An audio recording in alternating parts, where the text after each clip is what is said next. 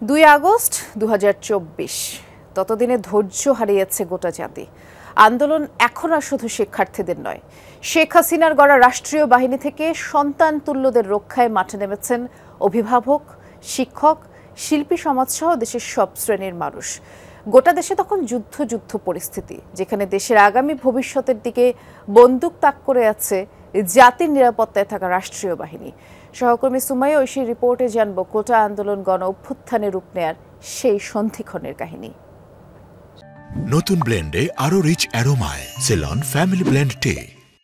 সার্বিক স্বার্থে আমরা এই মুহূর্তে থেকে আমাদের কর্মসূচি প্রত্যাহার করি। একদিন আগেই ডিবি হেফাজত থেকে মুক্তি দেয়া হয় 6 সমন্বয়ককে। মুক্তি পেয়েই স্পষ্ট বার্তা, আন্দোলন চলবে। জোর করে আন্দোলন প্রত্যাহারের বিবৃতি পড়ানোর বিষয়টিও এদিন নিশ্চিত করেন এই সমন্বয়করা। তবে দীর্ঘক্ষণ ডিবি হেফাজতে থাকা এই সমন্বয়কদের এখন কতটা বিশ্বাস করা যায় তা নিয়ে কিছুটা সংশয়ে ছিলেন কোনো সমন্বয়ক। নাহিদ ভাই, আসিফ ভাইরা যখন আসলে মুক্তিটা পায় আর কি, ওই সময়ের ভিতরে তাদের একটা কথা বলা হচ্ছিল, বাজারের ভিতরে একটা, দে আর সোল্ড। অনেকে বলছিল যদি তোমার বড় ভাই ব্রাদার সোল্ড নাও হয়, তাদেরকে কি ইনজেক্ট করা হয়েছে, তাদের মাথায় কি চিপ ঢুকিয়ে দেওয়া হয়েছে, অনেকগুলো ব্যাপার আছে, তোমরা তো জানো না। এবং ভাইরা এসে একটা কথা বলছিল, আন্দোলন যেহেতু নেতৃত্ব তোমরা দিছো, তোমরা দাও, আমরা আমাদের ব্যাপারগুলোকে আসলে ক্লিয়ার করি। এবার দ্বিগুণ সাহসে মাঠে নামেন শিক্ষার্থীরা। আন্দোলনের মূল স্রোতে ততদিনে গতি এনেছে বেসরকারি বিশ্ববিদ্যালয়, কলেজের শিক্ষার্থীরা। সকল বন্দীকে মুক্তি আর হত্যার বিচার চেয়ে সকালে রাজুক উত্তরা মডেল কলেজের সামনে শুরু হয় গণমিছিল। বৃষ্টিতে ভিজেই তাদের সঙ্গে গলা মেলান অভিভাবক, শিক্ষকরা। তোমরা তোমাদের আন্দোলন চালিয়ে যাও। প্রগতি সরণিতে ধ্বনিত হয় ব্র্যাক ও ইস্ট ওয়েস্ট বিশ্ববিদ্যালয়ের শিক্ষার্থীদের আগুন ঝরা স্লোগান।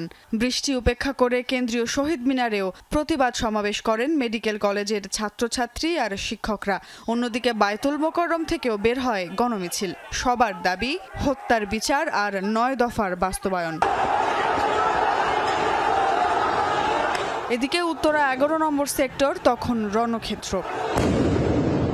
বৈষম্য বিরোধী ছাত্র আন্দোলনের ব্যানারে মাঠে নামা আন্দোলনকারীদের ওপর চলে ছাত্রলীগ আর পুলিশের দ্বিমুখী হামলা। পুলিশের সাউন্ড গ্রেনেড আর টিয়ার শেলের মাঝে চলতে থাকে ধাওয়া পাল্টা ধাওয়া।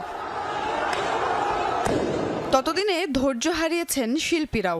2 আগস্ট বেলা 11টা থেকে ধানমন্ডির 7 মসজিদ রোডে প্রতিবাদ সমাবেশ করেন শিল্পী সমাজ।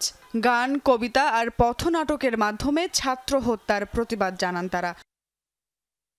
অন্যদিকে বেলা 3টায় জাতীয় প্রেস ক্লাব থেকে দ্রোহ যাত্রার ডাক দেন শিল্পী, শিক্ষক, শিক্ষার্থী ও সাংস্কৃতিক কর্মীদের আরেকটি অংশ। শহীদ মিনারে গিয়ে শেষ হয় সেই দ্রোহ যাত্রা, যেখানে অংশ নেন অজস্র সাধারণ মানুষ। মিছিলটির যাত্রাপথে হাততালি দিয়েও সমর্থন জানান পথচারীরা। যতগুলো গ্রুপের সাথে আমরা কানেক্টেড ছিলাম, আমরা বলেছিলাম যাদের পক্ষে সম্ভব আর কি, যারা ইচ্ছা আছে, ইভেন উত্তরার গ্রুপকেও আমরা এই নির্দেশনায় দিয়েছিলাম গিয়ে ওইখানে যোগ হতে। আমরা একটা জিনিস জানতাম যে আমাদের ফেসগুলো যদি শহীদ মিনার শুরুতে যায়, একটা ক্র্যাকডাউন চালানো হবে।